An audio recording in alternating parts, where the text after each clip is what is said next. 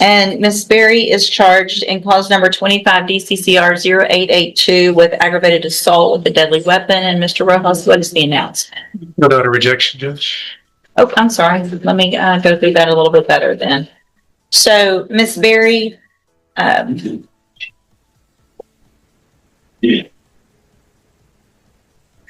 you're charged by indictment with the second-degree felony offense of aggravated assault with a deadly weapon. And what that means is that if you go to trial and you're found guilty, the range of punishment would be between 2 years and up to 20 years in prison. Do you understand? Yes.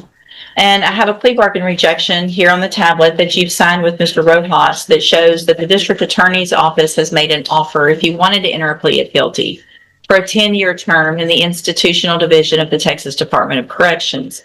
You have every right to reject that offer and have your case set for trial. I just want to make sure you understand what the possible consequences are if you go to trial. And Judge gave one final warning, but the defendant still chose to risk everything in court today. What your options are. Do you understand all of that? And do you want to reject that offer and have your case set for trial? And so we will get that done. Ms. Berry, Mr. Rojas has been appointed to represent you. He's one of the attorneys who handles a lot of cases for me as a court-appointed attorney. With your permission, I can release him and appoint another attorney who could begin preparation for trial a little quicker. Is that okay with you? So, Mr. Rojas, you're released. Ms. Berry, we will appoint someone. You want her just to have a seat, or do you already? If you'll have a seat over here, watch for the clerk. She's going to call you up and give you that information and who it is and how to get in touch with them in just a minute. So just kind of sit over here and watch for her to call your name, okay? Yes, ma'am. Oh, sorry, Tommy. That's my fault. It's okay. Good morning, sir. Are you Kenneth Spears?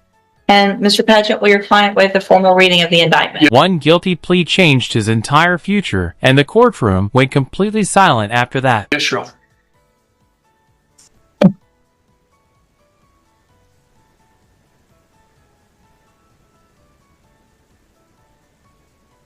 Getting here. Sorry.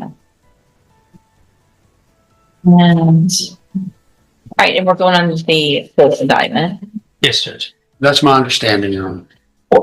Mr. Spears, in cause number 25 DCCR 1425, you're charged with the state jail felony offense of fraudulent use or possession of credit or debit cards from July 17th of 2025. Your indictment alleges that you were previously convicted of attempted forgery by possession, a state jail felony, May 1st of 2000.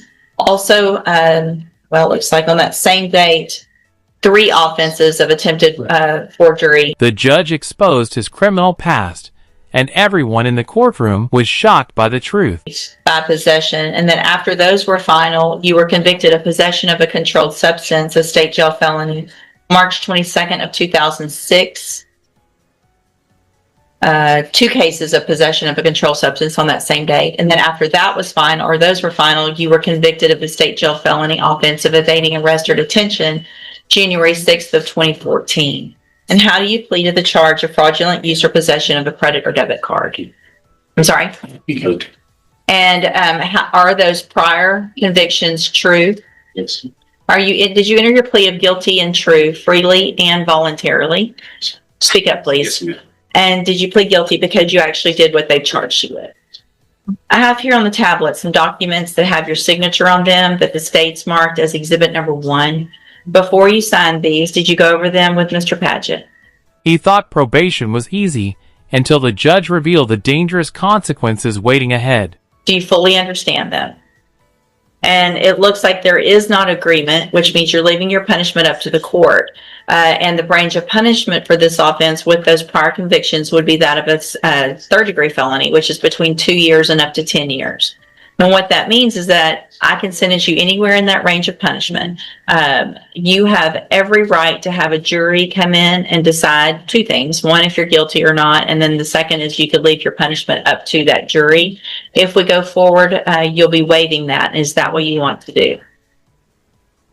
And so there is no agreement. So he does have right to appeal, but you guys have signed the post-conviction waivers. Changed things a few times. It's correct. I need to take it back and I'll Judge, the state has no objection to you. I'll just mark for the. Yes, we have no So, objection. A simple courtroom hearing suddenly turned serious when the judge started reading the charges aloud. because there's no agreement, you do have some rights to appeal depending on what happens, and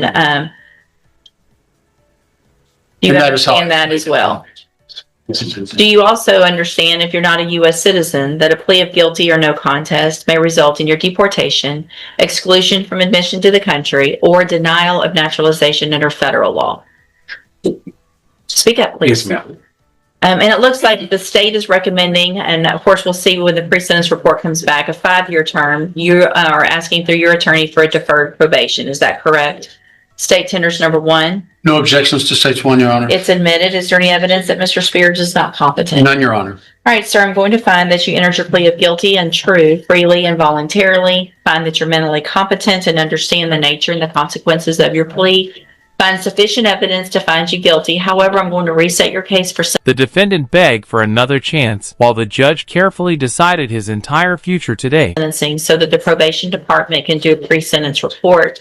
That'll give me more information about you. Mr. Turner, in cause number 24, DCCR 1998, the state has elected to proceed on the lesser included offense of a Class A misdemeanor criminal mischief from July 19th of 2024. And how do you plead to that charge? Plead guilty. Are you pleading guilty freely and voluntarily? Yes, ma'am. And are you pleading guilty because you did what they charged you with? Yes.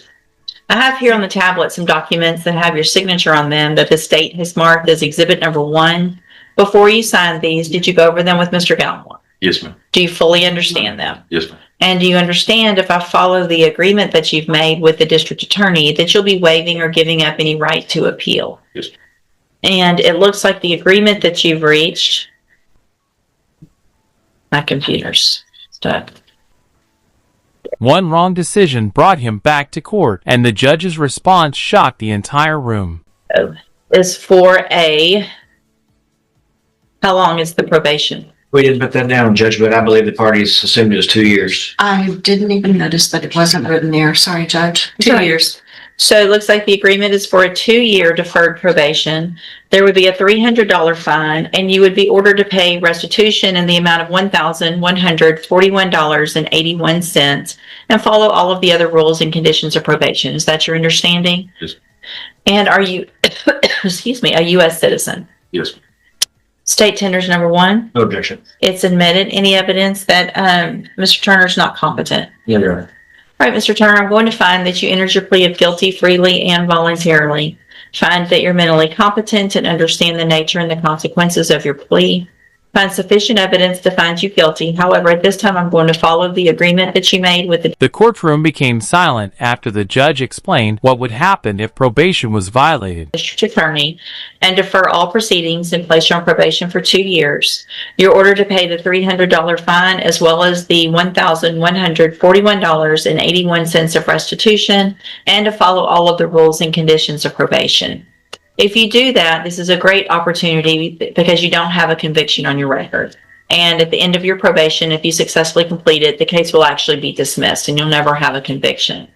The other side to that, though, is if you violate any condition of probation, you can be brought back into court. You can be found guilty of the offense and sentenced to the Jefferson County Jail for up to 1 year. Do you understand? I'm sorry?